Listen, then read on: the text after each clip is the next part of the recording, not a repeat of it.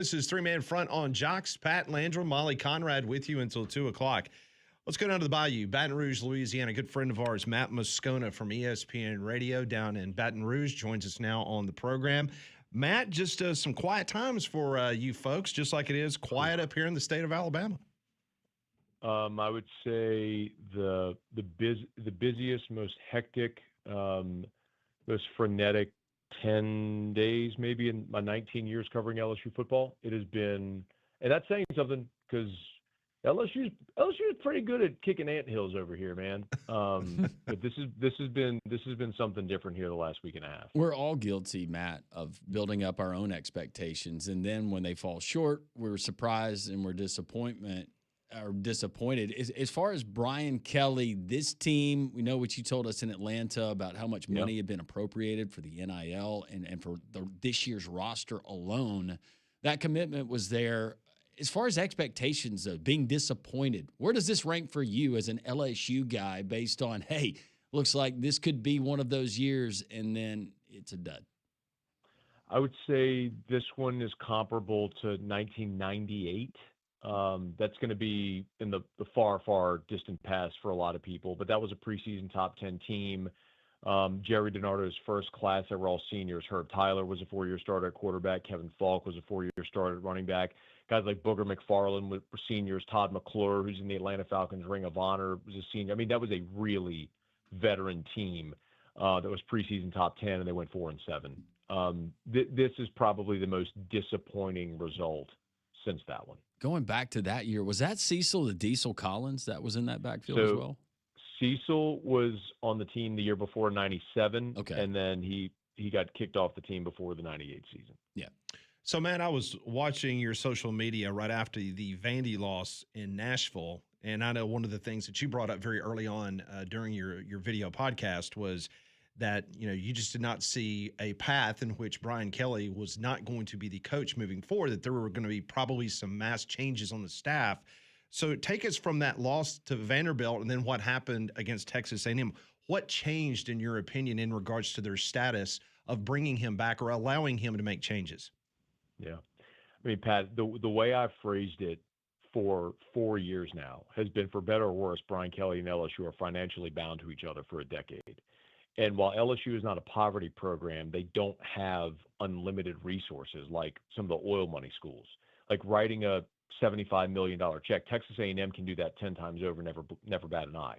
LSU is not like that, hence the governor getting involved the way he did last week.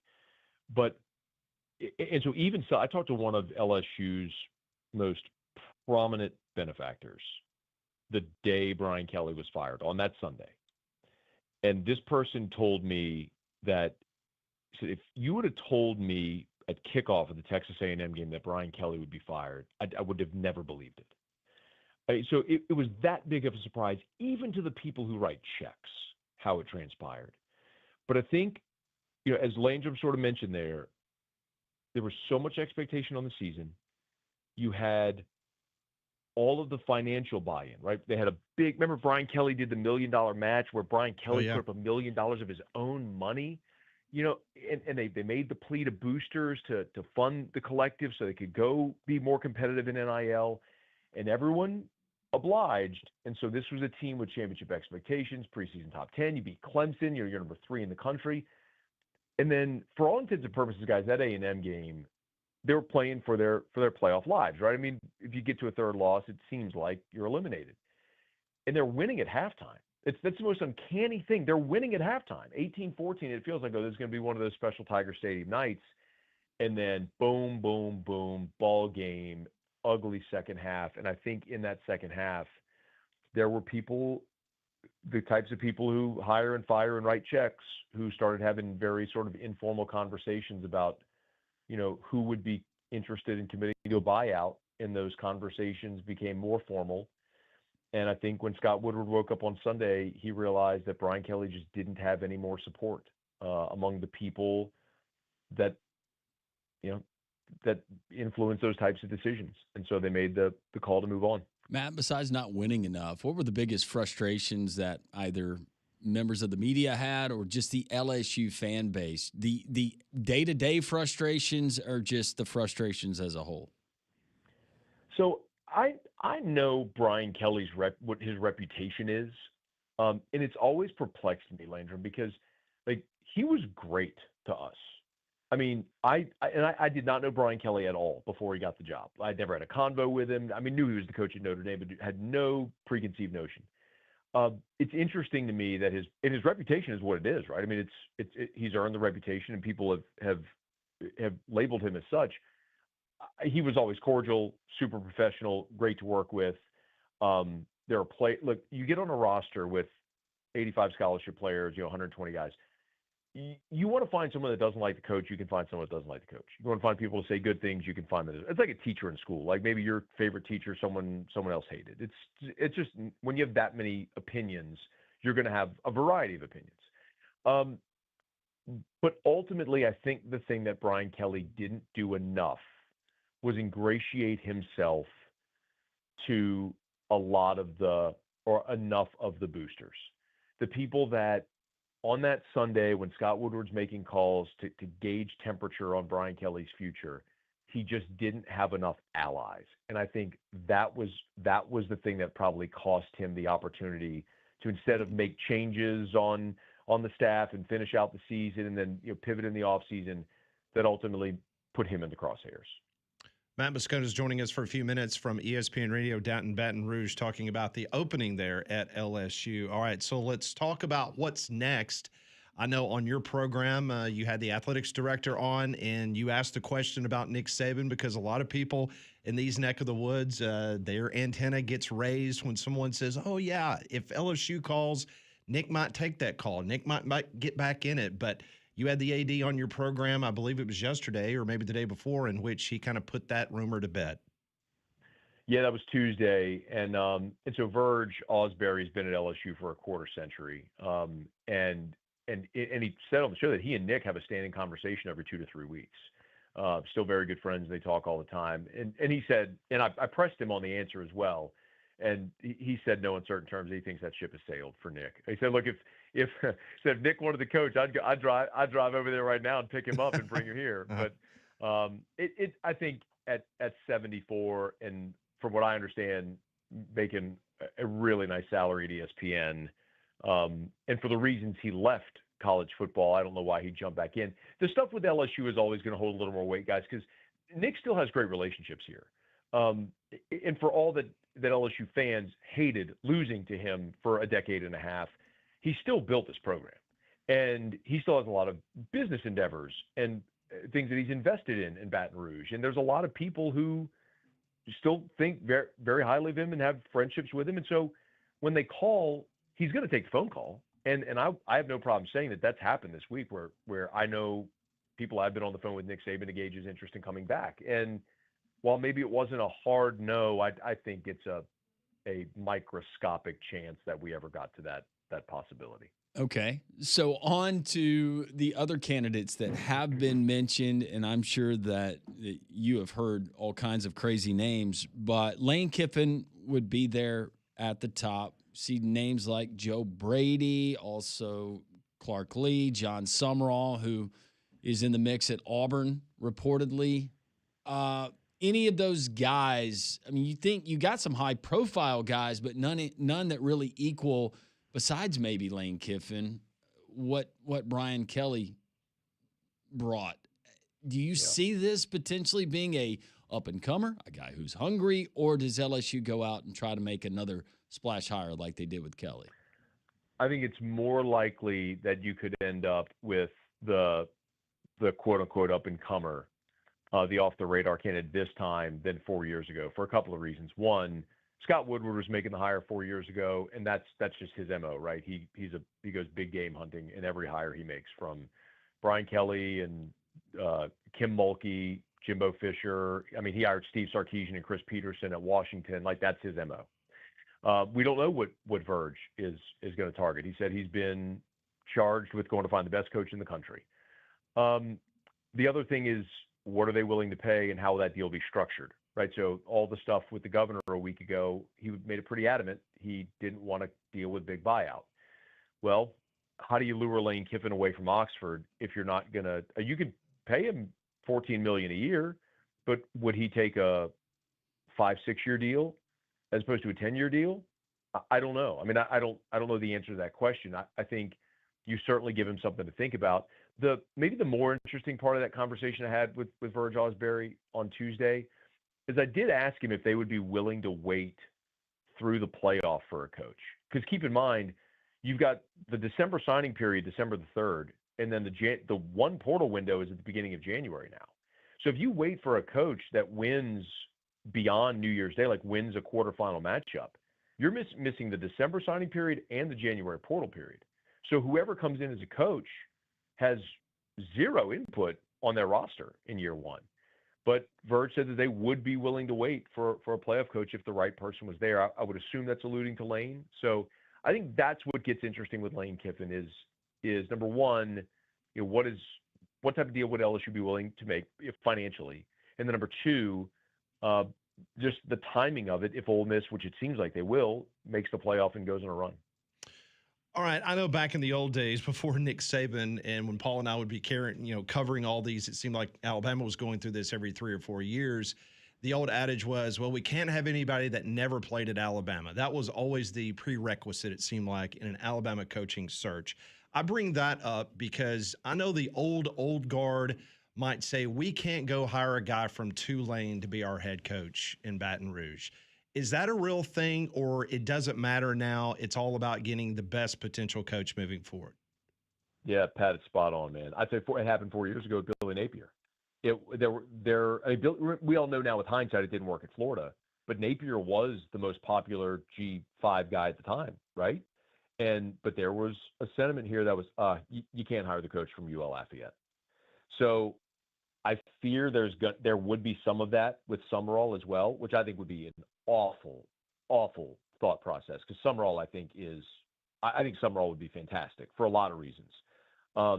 Again, what we don't know is what Verge Osbury has been given the autonomy to go hire this coach. So what does he want? He's been part of every process since Nick was hired. Nick, Les, Ed, and now Brian Kelly.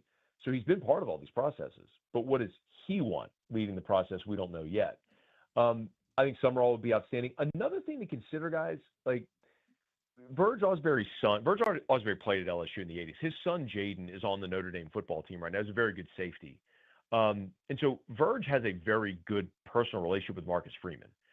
I'm not telling you Freeman would take the job, but I absolutely believe Freeman, as a courtesy, would take a phone call. So maybe don't be surprised if there starts to be some buzz there. But the Summerall thing is interesting. Joe Brady and Kelvin Shepard, who's currently the DC with the Lions, those are names that would sort of be non-traditional candidates without head coaching experience that could find their way into the mix. And then you have a tier guys that you hear like Eli Drinkwitz, Dan Mullen, Jed Fish. I know people have said Clark Lee. I haven't heard Clark Lee around here. It's not to say he's not a candidate. I mean, my adage is always believe nothing, consider everything. So sure. But I think that's probably the list as I kind of ear to ground hear things right now. Man, the Marcus Freeman thing would be so fascinating. I do want to ask you though, Matt. All right, so for the folks here that want John Summerall, if I said, all right, Matt, you're going to bet on John Summerall to be the next head coach at LSU, or are you taking the field? Which way would you go? I'd go field. I would love it if it were Summerall. I think LSU will probably aim higher, and maybe they land one of those big fish. Maybe it is. I don't know what percentage I'd put a Kiffin, but I think the bigger question for LSU is going to be, all right, you have your pie in the sky, right? Whatever that list looks like. If it's Kiffin, Freeman, Dan Lanning, right? No, you have those guys, pie in the sky. Let's say none of those happen. And then you have that next tier, and that's your Drinkwitz, your current power head coaches, right?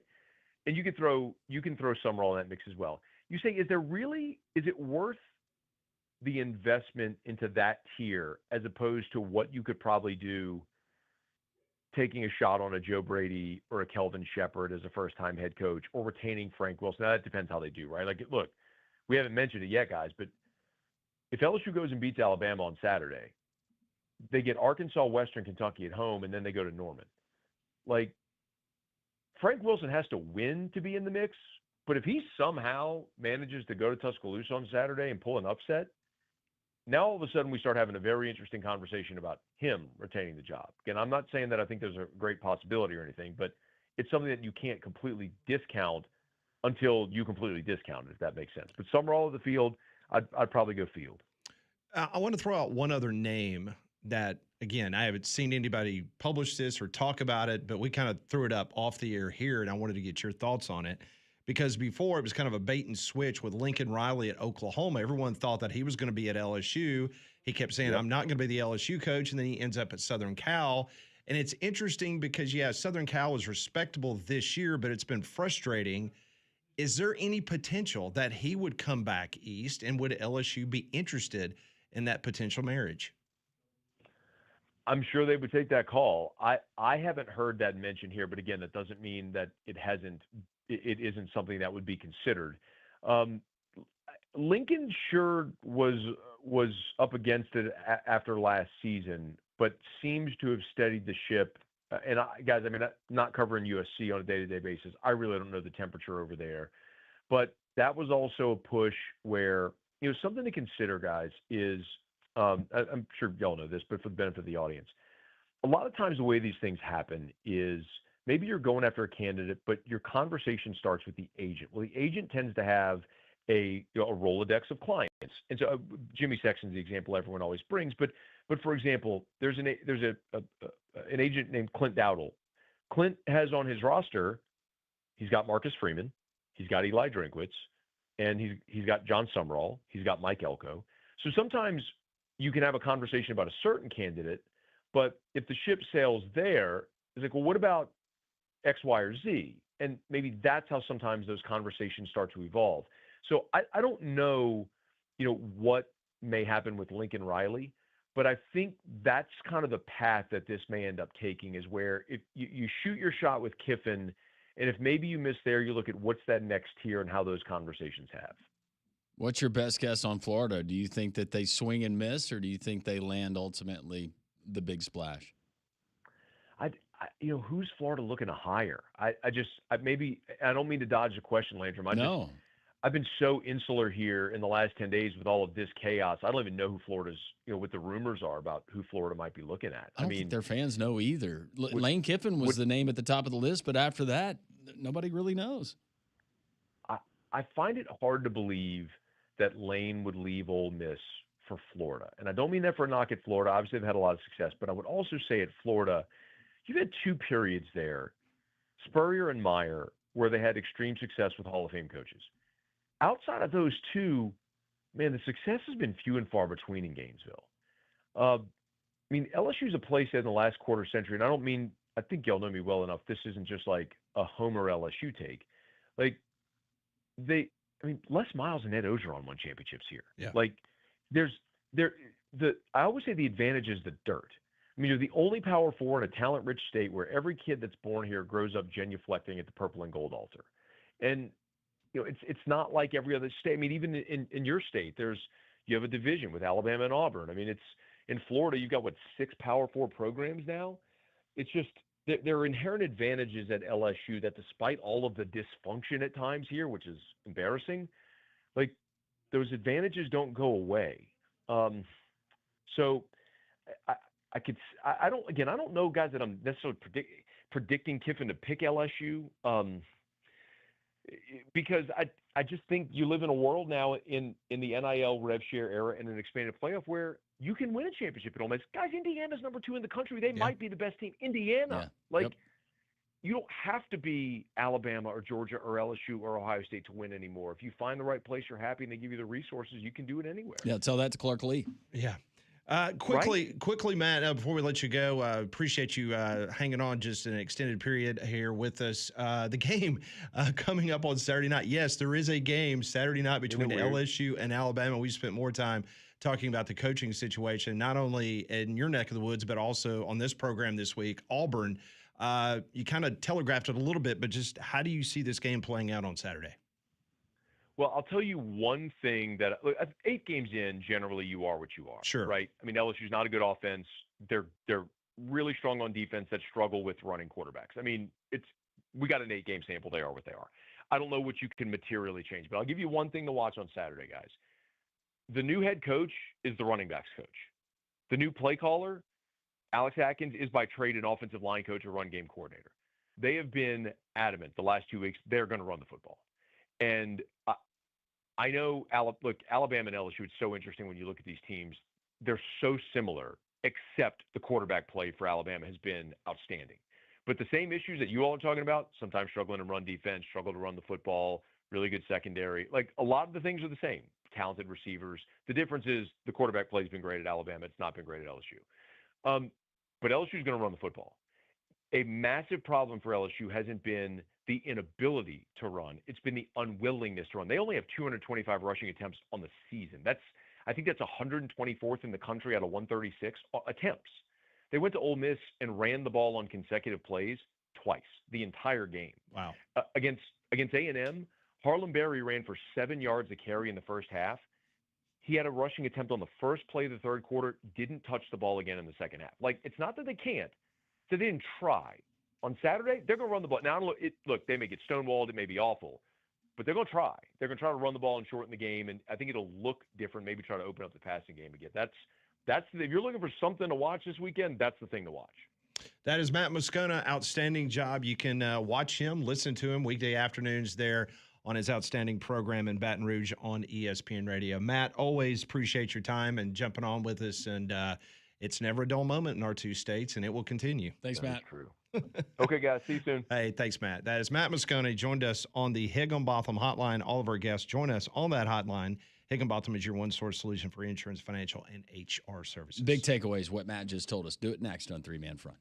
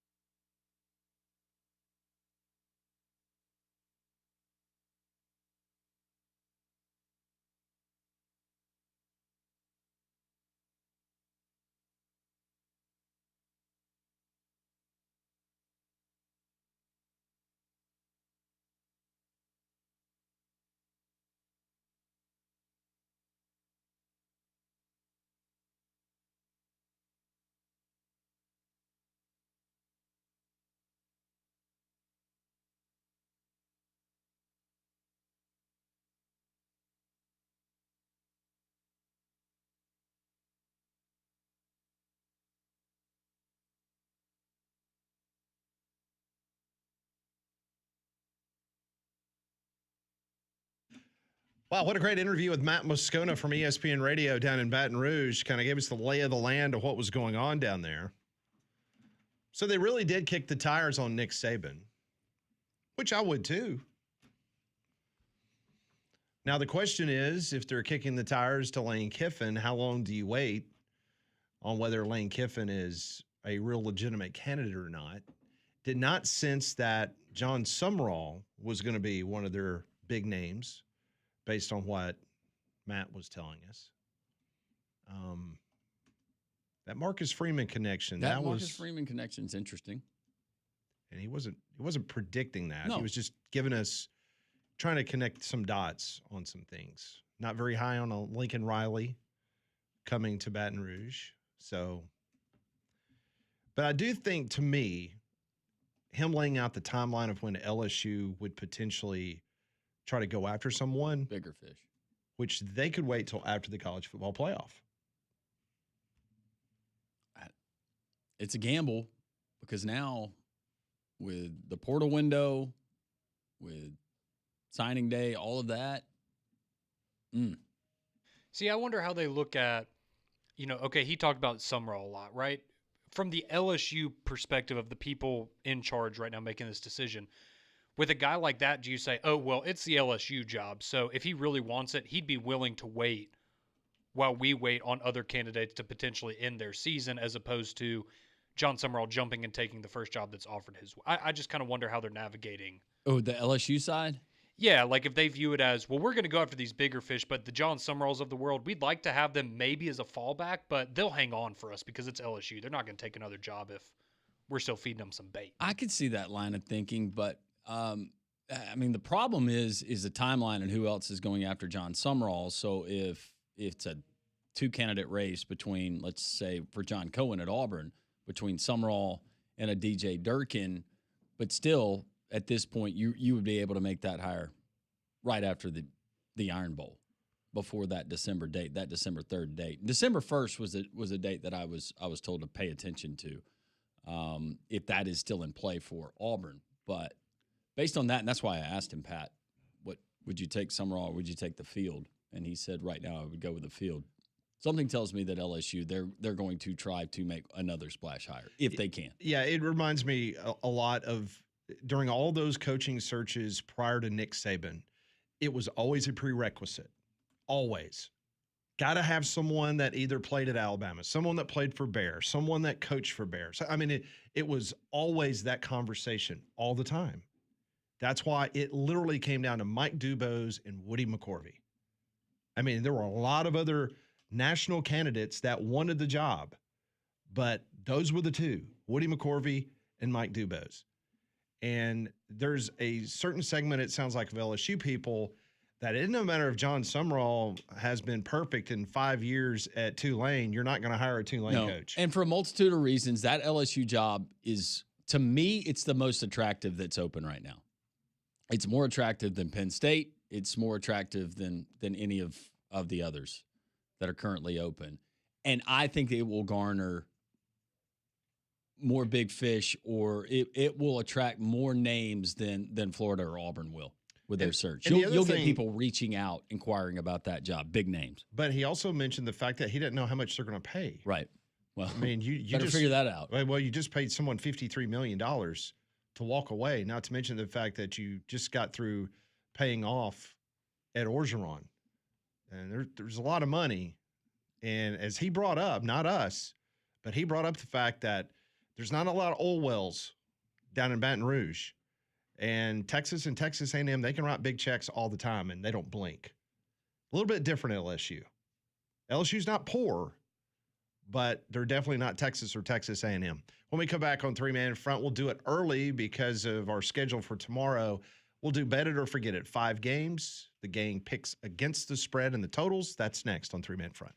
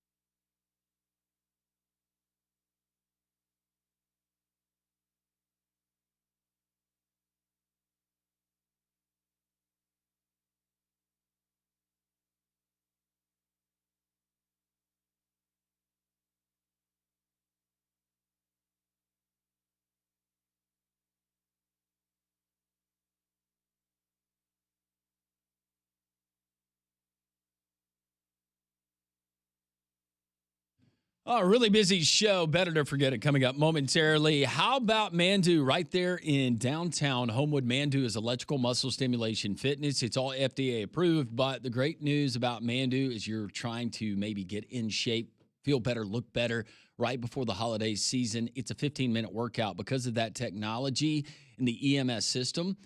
15 minutes is equivalent to 6 hours in a gym. I can promise if you stick with Mandu, you're going to get results, noticeable results. Everyone will compliment you, and you can keep it a secret, or you can just straight up lie to them. I don't encourage that, but just lie to them and say, yeah, I spend 6 hours in a gym every single day. That's why I look great. Mandu, MANDUU.com. Mention Jocks, 10% off the life of your membership. If you're a student and you mention Jocks, 15% off for you guys. MANDUU.com. All right, we do it every single week. This is what we call Bet It and Don't Sweat It. The following is for entertainment purposes only. Listener discretion is advised. Three-man fronts. Bet it or forget it. All right, so last week Conrad went 4-1, Molly and Landrum 3-2. So for the season, Landrum is still in first place by 1 game over Conrad. Molly is in dead last place. She was last year's champion. Every week. And she's last. Hey, you're saying Conrad is so close. Conrad is closer to first than last. He's terrified. He is. He's trying to make this whole thing, oh, I did it to make you feel better about yourself. A little lug finds a nut every now and then. And Not that's everybody's what you were built for last the long weekend. haul. It's a long season, Landrum. I don't blame you for sputtering out halfway through. It's all right. Ouch. Yeah, man. Wow. Wow. I had a lot of time to think yesterday. Yeah, the fever dream made you crazy. Last 4 weeks, Landrum's 10-10. Just letting you know. That's right. I'm 500 over the last how many weeks? 4. You have the same record as the SEC in conference play. What's my overall body of work, Pat? SEC's at 500, right? In conference That's play. what I hear. They're not very good this You year. know what? I'm 1 game better than the rest of the league. You are. All right, let's go to tomorrow night. Tulane is a 3.5-point underdog at Memphis. The point total is 54.5. The total has gone under in 4 of Tulane's last 5 games. Memphis, meanwhile, they're 5-0 against the spread in home games this season. Tulane, though, they're 1-8 straight up in their last 9 games in Memphis. So let's start with Landrum. You going to bet it or forget it? I'm going to bet it. This is a house of horrors. I think that Ryan Silverfield, very comfortable with his football team. They've already been scared once. That coming at the hands of UAB. Memphis at home because they're at home. If it was at Ullman, I would pick Tulane, but I like Memphis minus the points. All right, let's go to Conrad, who's in second place. You going to bet it or forget it? I'm going to bet it, Pat. I'm right there with Landrum. I'm taking Memphis. I think, again, Tulane going on the road. We saw what happened last week against UTSA. Maybe a little distracted by all the code. There's a lot going on in John Summerall's life. But Memphis right now, they were tabbed as the Group of 5 team in the first playoff rankings. They're going to hold on to that. So I think Memphis at home, they got a lot to play for. Give me the Tigers. All right, let's go to the last place member of the broadcast team, and that's Molly. Morale is still high. Are you going to bet it or forget She's it? the tailpipe. Of course I'm going to bet it, and it's a clean sweep because I'm also taking Memphis. Boring. Memphis is they're still in the hunt for the college football playoff. You got to take, be bold. Molly, You got hot to be take. bold here. You got to make a move in the standings. You're in last place. You got to do something. You can't go with what they're saying. Go well, with your I've had gut, this Molly. picked out since about 8 o'clock yesterday when you sent Yeah. them out. So Yeah, Okay. she's a preparer. I am. Okay. And Memphis is really good against the spread at home, and Tulane is not on the road. So I love it. and John Summerall is distracted. I love it when we get nerdy Molly. Thank you. Is that any different than the other Molly? Nerdy Molly? Confused I am too, I guess. She loves her numbers, I do love numbers. and they're always good numbers. Thank you. until That's she's They picking put her in games. last place. Then when she's picking games, it's like the opposite. I did win last year, though. I do have that on my record. Yes, you do. Well, and So- were you not in a similar position last year? I was Yeah. in last all year until That's the what I playoff. thought. I went undefeated in the playoff, and I won. I think I saw that on your Wikipedia page. It is. All right, next game. James Franklin won last I had year, my too. agent update that for me. Georgia is an 8.5-point favorite in Starkville against Mississippi State. 57.5 is the point total. Georgia is 18-2 straight up in their last 20 road games. Kirby Smart is 1-6 though in his last 7 games played in November. against the spread. Mississippi State is a perfect 5-0 against the spread at home this season. Once again, Georgia, 8.5-point favorite. Mississippi State, the point total is 57.5. Conrad, bet it or forget it. I'm going to bet it. This is a tricky one. We all know last week, right, Florida covered because Gunnar Stockton took a knee. I'm going to go with the under in this one. I think Georgia's going to win the game. I don't have any problems picking them straight up, but that 8.5 is tricky because I could see Mississippi State. They've played really close against good competition this year. Georgia started slow every game just about this year as well, so I'm going to lean with the under. I think Georgia wins, but going under the total. How about you, Molly? I like the dogs of Mississippi State to cover in this one. That's bold. That's good. That is bold. That's good. It's really good. Oh, Hey, get that away. stop. None of that. You're going to hear that for about 3.5 hours on Saturday, Landrum. Unfortunately, I do agree with Conrad. I think this game goes under the number. 34-20 is a final score that I could see. That's good. I'll go under the 57.5. All right, game 3, A&M, a 7.5-point favorite at Mizzou. 47.5 is the point total. The total has gone over in 9 of Texas A&M's last 9 road games. Mizzou, meanwhile, they're 15-1 straight up in their last 16 games at home. The only loss, Alabama. Aggies 4-9 against the spread in their last 13 games, though. So let's start with you, Molly. Contrary to popular belief, because we know I love taking the under, I'm actually going to take the over in this one. I want to see some points. I know that Mizzou, they're dealing with some injuries, but I do think that this is going to be a higher scoring game. I am tempted to take Mizzou to cover just because they are my betting team, but I like the over in this one. How about you, Landrum? Oh, it's tricky. Actually, I'm going to go with Missouri putting up a scare. They're better at home. I don't know how they get it done. You mentioned the injuries, but somehow I think that they make things difficult. Give me Missouri plus the points. Conrad. I'm going Texas A&M in this one. They're both coming off a bye week. Again, Texas A&M probably came at a good time, right? Get rested up for the final stretch of the season, but they've been really impressive this season. Missouri, now with their quarterback going out with the ankle injury, it's just hard for me to find. I mean, unless Ahmad Hardy just goes for 300 yards rushing or something like that, it's hard for me to find a way, even at home, that Missouri doesn't just kind of falter, especially in the second half. So I think Texas A&M, I think they win big and march on to Atlanta. Game 4, Auburn up the road, up by 65, taking on the Vanderbilt Commodores. Auburn, a 6.5-point underdog. Point total is 45.5. Only one game this year for Auburn has gone over the point total. The total has over in 11 of Vandy's last 14 games in Nashville. Auburn, meanwhile, they're 2-6 against the spread in their last 8 games. So let's start with Landrum. I'm going to go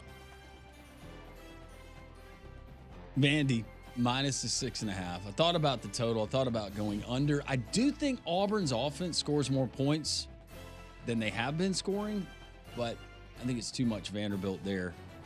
But I do think Auburn scores more points than they did against Vanderbilt at Jordan Hare last year, which would have been 7 if you forget. All right, Conrad, bet it or forget it. I'm going to bet it. I, too, am going to take the Vanderbilt Commodores. Again, sets up well for them. They're still trying to make a playoff push. They have everything to lose. Auburn, they have nothing to lose. But, again, like Landrum said, I want to believe that they're going to be better offensively. But, again, why would I be confident when you just scored 3 points at home against Kentucky that now you're magically going to go to Vanderbilt and put up 20? Maybe they do. But, yeah, I like Vanderbilt. They've won every game this year by at least a touchdown. So I'm going to stick with that trend this year. All right, Molly. Another clean sweep, just like Memphis. But I'm also taking Vandy. I mean, when you muster up 3 points against Kentucky, and plus Vandy and Diego, they're mad after losing to Texas. Now, they did show some fight, but they're really good at home. So, sorry, Auburn, but I like the Commodores. All right, final game of the week. LSU, they're a 10.5-point underdog in Tuscaloosa against the Tide. Point total is 49.5. LSU is 2-12 straight up in their last 14 meetings against Alabama. Bama is 7-0 against the spread in the last 7 games played at Bryant-Denny Stadium. The under has hit in LSU's 12 of their last 18 games. So let's start with you, Conrad. Bet it or forget it. Oh, I'm going to bet it, Pat. And I'm going to disappoint some people because this isn't going to be as exciting of a pick as they're going to want it to be. I'm actually going to play the under in this game. I'll be honest with you, 10.5, like, I think Alabama's going to win the game. I'm not super worried about the final outcome in terms of who's going to win and who's going to lose, but I do think LSU, they are better than a lot of these teams that have fired their coaches. They have a lot of talent. Nussmeier's played a little bit better lately. I think they figure out maybe a little something in the run game as well. So I think Alabama wins, but I think it's lower scoring, maybe a one-touchdown type win. So give me the under. Molly. You can't have a week of bet it or forget it without me at least taking the under in one of these matchups. I'm with Conrad, though. I think this is going to be a lower scoring game. Landrum. Under. Yes. All right. Oh, that wasn't fun. Nope, not at all. But we all Very took boring. the under. Sorry, I'm in it to win it. Oh, and my score prediction is 27-20. I forgot to give one of those. Did we ask for that? I give one every week for Alabama. I didn't know that. I didn't was a come up thing. with one because I didn't I get didn't asked either. for I didn't one. know that was a thing. Fever dreams. So you're Sorry, I'll stop talking now. So you're in Thank the you.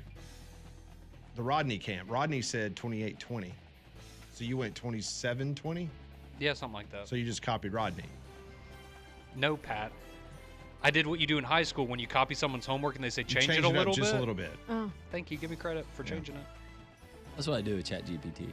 Oh, sorry. I'll change it to 27-21. That's more interesting. Why don't you just go 31-28? Why don't you go 31-27? That's boring. That's a We've goodie. Done those multiple times. It's an already. oldie but a goodie. Yeah, but now I have a new favorite number. and that's the over. So 27-21. You grow so much as a person during those ages. Molly, good. It's good. Thanks. Be a different woman when you come 27. All right, that's this week's Bet It or Forget It. Good luck to everybody. Coming up at the top of the hour, we'll go to Nashville. We'll get a preview of Auburn and Vandy. Vandy trying to come off that tough loss down in Austin, Texas, but they're still in the college football playoff mix. We'll talk to Chris Lee from Vandy 247 at the top of the hour. This is Jock's Three-Man Front.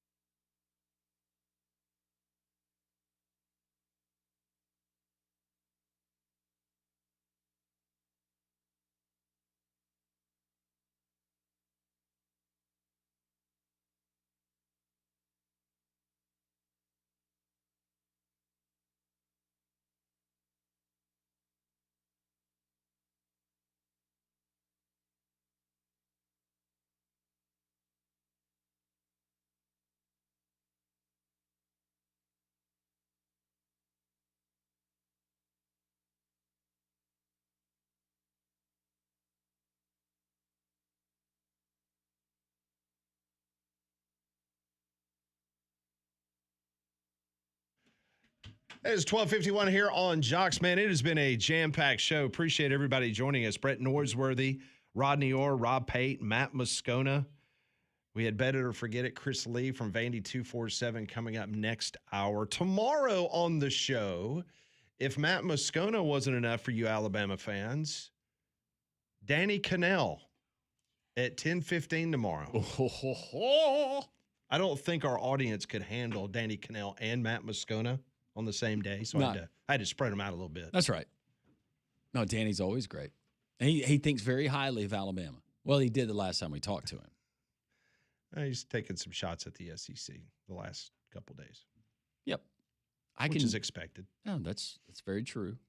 We talk a lot about potential coaching candidates for certain jobs, including LSU. But if Lincoln Riley, and his name is started buzzing, kind of trending, hasn't been directly linked to LSU, but if LSU potentially take another run at Lincoln Riley, as it was reported they were going to do or were doing before Brian Kelly got hired and Lincoln Riley took the USC job. But I can see the headline now, and it's Lincoln Riley chooses the real LA. I think that would go over well. Yeah, that would be. That'd be a good headline. Gilbo, you can have that one. Still don't know what's going on over at Florida. I heard this morning that Alex Golish's name, that's kind of gaining a little bit of steam in Northwest Arkansas, potentially. To me, that would be just an incredible hire. Yes. I would do that all day long if I was Arkansas. Yep. Not even think twice about it. But Bobby Petrino, I think already with him serving as the head coach and now the losses piling up, people are, this is the other side of Bobby, right? That we're going to get. Do we want to endure that? And he's no spring chicken, just everything that kind of goes into it. If I'm Hunter Yurachek, if you're gambling by hiring a guy like Alex Golish, then gamble away. Yeah. He's done a good job. Speaking of gambling, earlier this morning there was some headlines. ESPN Bet, they had an arrangement with a company called Penn Entertainment Incorporated, and they have ceased their relationship. So ESPN Bet, at least ESPN being in the taking your money on a wager business, they're out. December 1st, done. So they were going to get around $150 million annually from Penn Entertainment because they handle the wagering, but obviously they renamed it ESPN Bet. But moments after it was announced that these two parties have ceased in their relationship on December 1st, ESPN announces a multi-year deal with DraftKings. So DraftKings will now become the official Vegas line provider, and they will integrate them. I know Conrad was blowing my phone up this morning about this situation. And I said, why are you so worried about this? And he said, well, it's because Aaron Dolan. What's going to happen to her? He's a big fan. Huge fan. Like puppy dog. Yeah. It's like big time. He's like, what's going to happen to Aaron Dolan? She's outstanding. I mean, where will I find her work? And I said, Conrad, don't worry. Aaron's going to be fine. I'll send you the bill for my divorce attorney, Pat. Thank you. Why?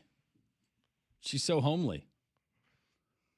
Why would Paige have a problem with you being an admirer of Aaron Dolan? Is her dad the Knicks owner? No, it is not. She has a famous boyfriend, though. Third baseman for the Philadelphia Phillies. You know, the one with the long hair. That sums it up, right? The one with long hair. Looks like a crackhead.